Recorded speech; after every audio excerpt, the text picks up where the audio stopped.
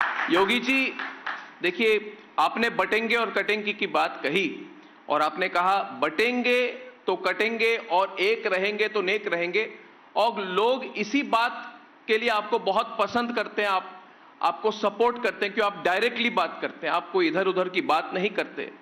अब अखिलेश जी कहते हैं कि ये लैब में तैयार किया गया एक नारा है।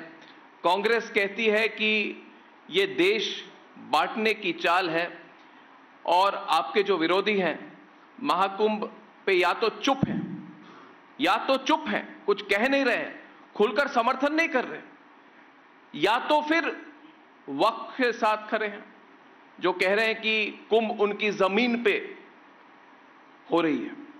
तो मैं चाहता हूं कि आपने बटेंगे और कटेंगे की बात कही, अपने प्रतिद्वंदी जो हैं, आपके जो ओपोनेंट हैं, वो जैसे स्पिन देते हैं। और दूसरा उसके साथ जुड़ा सवाल, क्योंकि आप इस पर विस्तृत तौर से कहे, सवाल लोगों के मन में यह भी है योगी जी कि यह समागम होगा, एकता होगी, क्या महाकुंभ के बाद में एकता रहेगी? क्योंकि जिस तरह से राहुल गांधी, अखिलेश यादव, तेजस्वी यादव जाति जनगणना की बात करते हैं, सिर्फ जाति की पॉलिटिक्स करते हैं, क्या 100 करोड़ हिंदुओं की एकता महाकुंभ से एक तरह से फिर से जागृत होगी? क्या उसको और बल मिलेगा और रहेगा उसके बाद? क्या जाति की पॉलिटिक्स खत्म हो सकती है देखिए महाकुंभ के बाद? देखिए, देव और दानव, सुर और असुर हमेशा से इस धरती पर रहे हैं और सबको रहना चाहिए। जोड़ने वाले लोग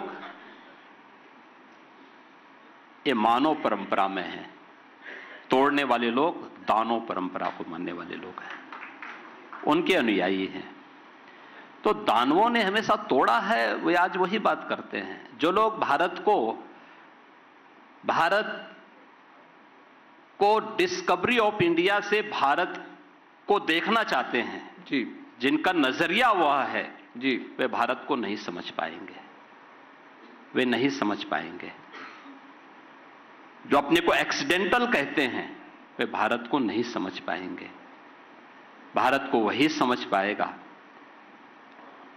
जो भारत की इस आध्यात्मिक परंपरा को, जो राम की परंपरा है, कृष्ण की परंपरा है, भगवान शिव की परंपरा है, शक्ति की परंपरा है, इस परंपरा के प्रति श्रद्धान्वित हो जी, वही भारत को जान पाएगा। एक और मुझे लगता है कि उसकी चिंता नहीं करनी है। देश की जनता जागरूक हो चुकी है, एक्सपोज हो चुके हैं लोग, इनको इससे ज्यादा नंगा करने की आवश्यकता नहीं है। क्योंकि हमें तो कभी कभी डर लगता है कि कहीं इससे ज्यादा इनको और एक्सपोज करें तो कहां ये मोती खाने लायक बचेंगे, कहीं नहीं बचेंगे।